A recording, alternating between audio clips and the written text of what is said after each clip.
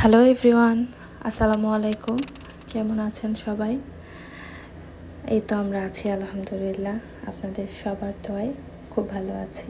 বাসা থেকে বের হয়েছি, আমাদের বাসার সামনে এই যে আমার মেয়ে বের হয়েছে, আমার হাজব্যান্ড অলরেডি পার্কিংয়ে চলে গিয়েছে।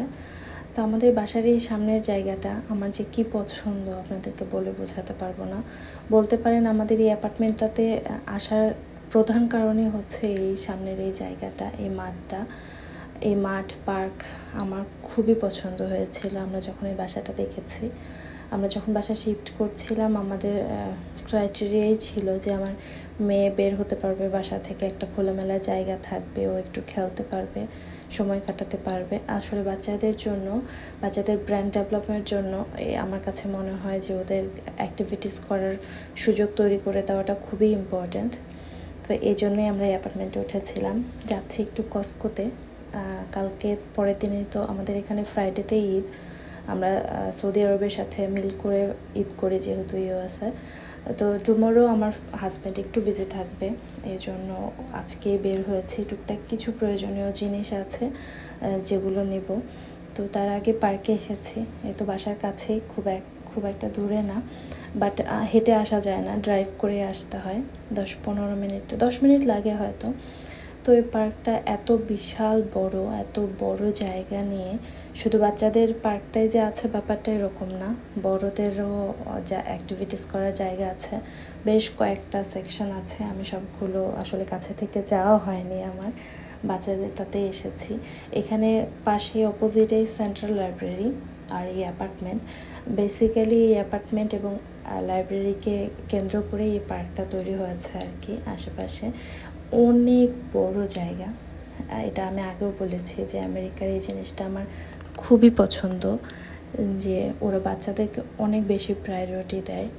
শুধুমাত্র বাচ্চাদের ভালো লাগবে, ওরা একটু অ্যাক্টিভিটিস করবে, যার কারণে যে বিশাল বড় একটা জায়গা নিয়ে এত কিছু, এত আয়োজন, আমার এই জিনিসটা খুবই পছন্দ।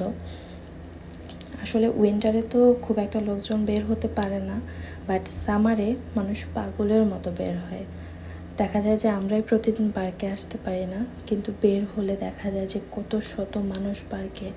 শুধু বাচ্চারাই যে খেলছে, ওরা এনজয় করছে ব্যাপারটা এরকম না, বড়রাও আসে, মানে ফ্যামিলির সবাই আসে, এসে খাবার নিয়ে আসে, স্ন্যাক্স নিয়ে আসে, একসাথে খায়, এনজয় করে, গল্প করে, অনেক সুন্দর একটা সময় কাটায়, ফ্যামিলি কোয়ালিটি টাইম আর কি। তো ভালোই লাগে আসলে এভাবে পার্কে মাঝে মধ্যে আসলে। এখানে আমাদের দেশে যেরকম আমরা ছোটোবেলায়, আমাদের ছোটোবেলাটা একদম স্বপ্নের মতো ছিল। আমি তো মফস্বলের মেয়ে, শহর না গ্রামও না। আমাদের ছোটোবেলাটা যখন আমি কল্পনা করি, কি সুন্দর রঙিন ছিল। আমরা বিকেল হলেই চুপি চুপি খেলতে বের হতাম লুকিয়ে লুকিয়ে, ছোট ছোট আরও কত বাচ্চা ছিল তাদের সাথে। কিন্তু এখনকার আসলে বিশেষ করে ঢাকাতে আমরা যারা থাকি, ঢাকাতে তো খোলা জায়গা নাই বললেই চলে। বাচ্চারা অনেক বেশি ডিভাইস দেখে, এখানেও দেখে বাচ্চারা, অফকোর্স ডিভাইস দেখে, বাট সেটার একটা নির্দিষ্ট সময় আছে। ইভেন ওরা স্কুলে ওদের নিজেদের পার্সোনাল ট্যাব আছে, ওরা ওদের ট্যাবে গেমস খেলে, পড়াশোনা করে, কিন্তু সেটা একটা নির্দিষ্ট সময়ের মধ্যে। তারপর ওদের ক্লাসও হয় প্রজেক্টরে, বাট সেটার একটা সীমাবদ্ধতা আছে, একটা নির্দিষ্ট টাইম আছে। ওরা ওই রকম করেই টাইমটা ভাগ করা, যে এই টাইমটা ওরা ট্যাব দেখবে, এই টাইমটাতে ওরা প্লেগ্রাউন্ডে যাবে, বাকি কাজ করবে। তো আসলে বাচ্চাদের এই অ্যাক্টিভিটিসগুলো দরকার আছে আমার কাছে মনে হয়। আরও 10টা বাচ্চার সাথে মেশে ওদের ব্রেন ডেভেলপমেন্ট হয় আমার কাছে মনে হয়।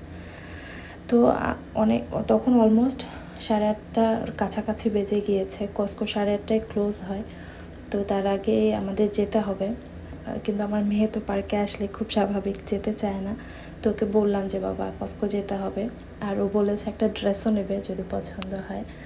তো বলেছে যে লাস্ট সুইং করে ও চলে যাবে।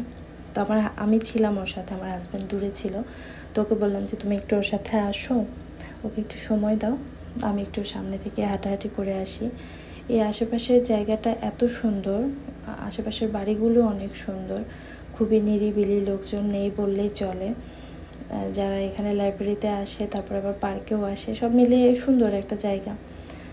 তো আমার হাজব্যান্ড আসার পরে আমি একটু সামনে গিয়েছি, হাঁটাহাঁটি করলাম। এখানে যে অ্যাপার্টমেন্টটা দেখছিলাম আমার কাছে বেশ ভালো লাগলো, যেহেতু আমার মেয়েও পার্কটা পছন্দ করেছে, আমারও জায়গাটা খুবই পছন্দ হয়েছে। তো আমার হাজব্যান্ডকে বলছিলাম আমি যে এখানে তো অ্যাপার্টমেন্টগুলো লিজ নিতে হয় 1 বছর 2 বছরের জন্য, তো দেখা যাক ইনশাল্লাহ। ভাবছি যে এখানে শিফট করা যায় কিনা এই অ্যাপার্টমেন্টে। রেন্ট সম্ভবত খুব কাছাকাছি হবে, খুব কম বেশি হওয়ার কথা না, তারপরেও দেখা যাক, দেরি আছে এখনও। নেক্সট ইয়ারে আমাদের 2 বছর হবে আমরা এখন যে অ্যাপার্টমেন্টে আছি, তারপরে দেখি শিফট করা যায় কিনা ইনশাল্লাহ। ততদিন যদি ভিডিও করি আপনাদের সাথে শেয়ার করব নিশ্চয়ই। তারপরে এই তো আমরা 8:15টার দিকে কসকোতে গিয়েছি, অলমোস্ট মানে বন্ধ হয়ে যাবে এরকম সময়। 8:30টার মধ্যে এন্ট্রি করলে খুব একটা প্রবলেম হয় না, 9টা পর্যন্ত মোটামুটি থাকা যায়।